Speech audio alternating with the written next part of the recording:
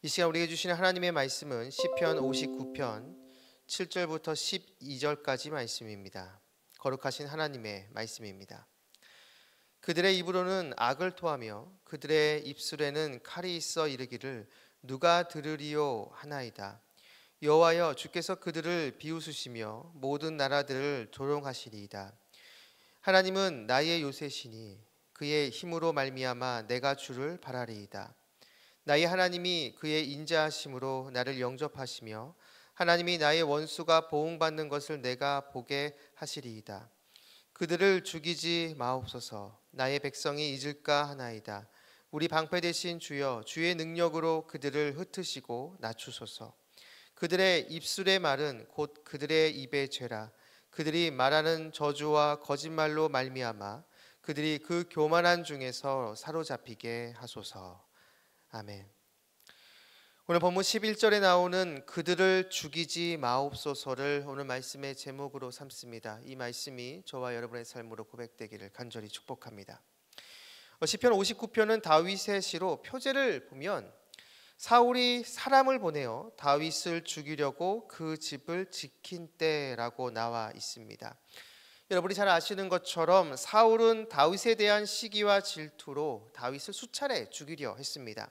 그때마다 하나님의 도우심으로 다윗은 벗어날 수 있었지만 다윗 역시도 사람인지라 순간순간 두려움과 공포가 찾아왔을 것이고 바로 그때마다 다윗은 하나님께 간절히 부르짖으며 기도했을 것입니다. 오늘 우리가 살펴보고 있는 이 시편도 바로 그러한 상황 가운데 하나님께 올려드린 기도입니다. 시편 59편의 내용은 단순합니다. 다윗의 지금 위기의 그 상황에서 하나님께서 자신을 건져내 달라고 간절히 기도하고 더 나아가 악인, 그러니까 사울에 대한 하나님의 심판이 임할 수 있도록 지금 하나님께 요청하고 있는 것이죠. 우리는 다윗의 이 기도를 두 가지 관점에서 살펴볼 수 있는데요. 바로 악인의 관점, 그리고 이 악인에게 괴롭힘을 당하고 있는 의인, 즉 다윗의 관점에서 살펴볼 수 있습니다. 그래서 오늘은 이 두 관점에서 이 시가 과연 무엇을 말하고 있는지 한번 살펴보는 시간을 갖도록 하겠습니다. 먼저 악인, 즉 사울에 대해서 이야기를 합니다. 다윗은 사울의 악함이 드러나는 것을 12절에 이렇게 이야기를 합니다. 오늘 본문 12절을 보시면 그들의 입술의 말은 곧 그들의 입의 죄라. 그들이 말하는 저주와 거짓말로 말미암아 그들이 그 교만한 중에서 사로잡히게 하소서. 다윗은 악인인 사울을 묘사하며 그의 죄가 말에 있다라고 이야기를 합니다. 즉 저주와 사실이 아닌 거짓말을 지금 하고 있다라고 표현하고 있습니다. 사울은 지금 다윗을 죽이겠다고 다윗을 저주하고 그리고 다윗을 죽일 수만 있다고 한다면 거짓말을 서슴없이 행하고 있습니다. 다윗은 사울이 이렇게 거짓말을 함부로 할 수 있는 그 이유를 7절에서 이렇게 이야기합니다. 그들의 입으로는 악을 토하며 그들의 입술에는 칼이 있어 이르기를 누가 들으리요 하나이다. 사울의 입에서 악을 토하고 칼이 있어 다른 사람을 상하게 한다라는 것이죠. 그런데 이렇게 말로 죄를 짓는 그 이유가 후반절에 나옵니다. 후반절에 보면 누가 들으리요 하나이다. 사울은 죄악된 말을 서슴없이 지금 하고 있는데 이렇게 하는 그 이유가 자신의 이 말을 아무도 듣지 않는다라고 지금 생각하고 있기 때문입니다. 아무도 듣지 않으니 그러한 죄악된 말을 하고 그 말대로 지금 악을 행하고 있는 것이죠. 사랑하는 여러분, 사울이 하나님을 모를까요? 아닙니다. 하나님을 너무나 잘 알고 있습니다.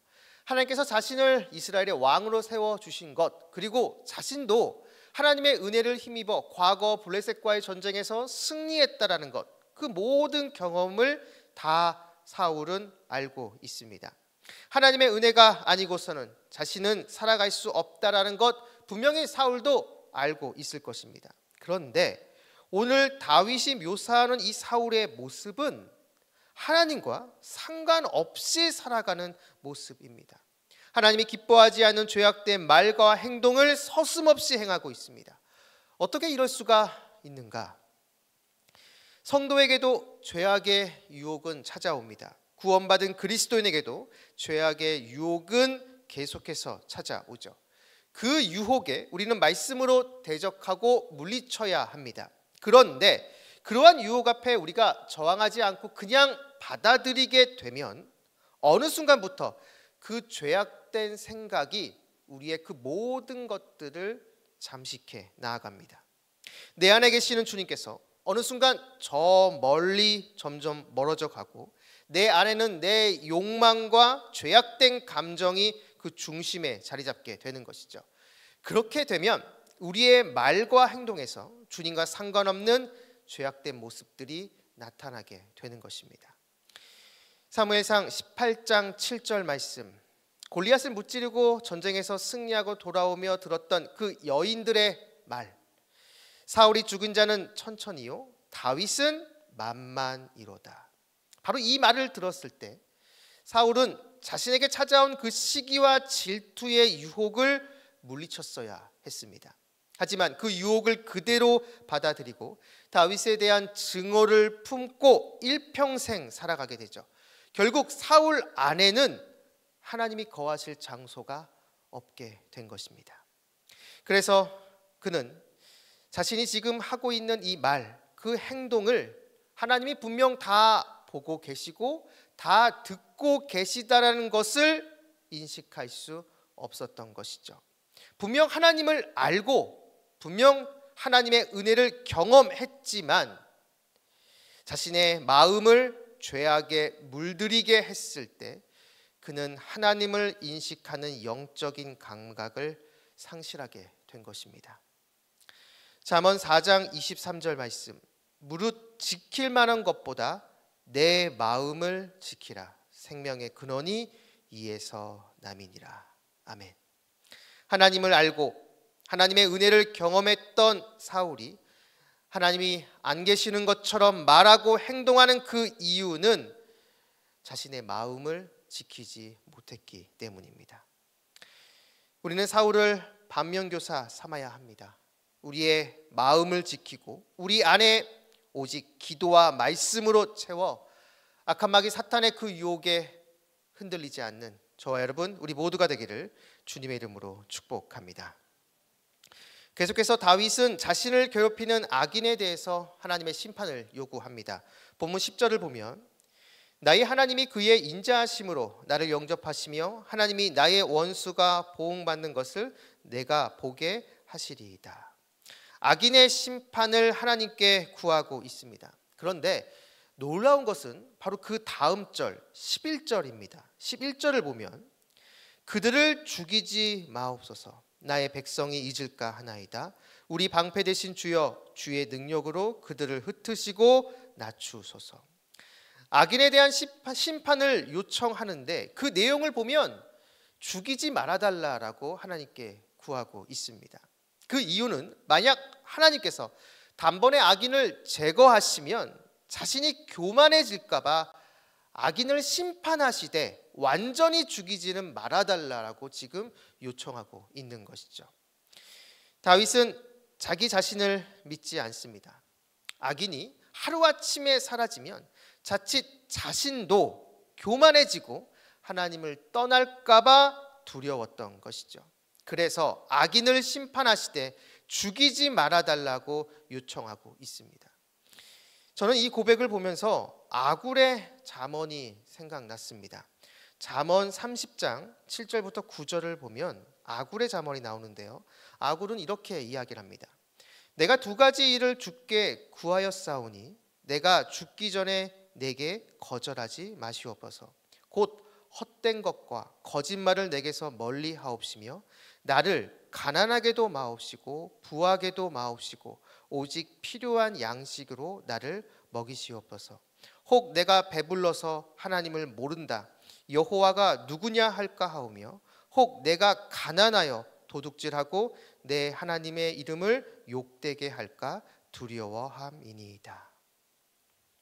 아굴은 자신을 너무나 가난하게 하지 마시고 반대로 너무나 부하게 하지 말아달라고 하나님께 요청합니다. 그 이유는 간단합니다. 자기 자신을 믿지 못하기 때문이죠.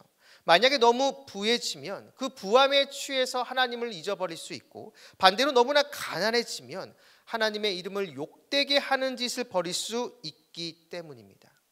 자신은 너무나도 연약한 존재임을 알기에 아굴은 지금 이렇게 기도하고 있는 것이죠. 다윗도 지금 아굴처럼 자신이 너무나 연약한 존재임을 알기에 하나님께 악인을 완전히 없애달라고 요청하지 않고 있는 것입니다. 그 악인을 통해서 오히려 다윗은 하나님을 더 의지할 수 있고 더 간절히 기도할 수 있기에 악인을 완전히 없애지 말아 달라는 것이죠. 다윗이 하나님 마음에 합하다는 말을 들을 수 있었던 것은 어쩌면 이 하나님 앞에서 이러한 자세로 서 있었기 때문이 아닐까 생각해 보게 됩니다. 자신의 약함을 알고 그 가운데서도 더 주님께 나아가려고 하는 이 모습, 바로 이 모습이 하나님의 인정을 받게 된 것이죠. 사랑하는 말씀상 공동체 성락성결교회 성도 여러분, 우리의 마음을 지킵시다. 악한 마귀 사탄은 지금도 우는 사자와 같이 삼킬 자를 찾고 있습니다.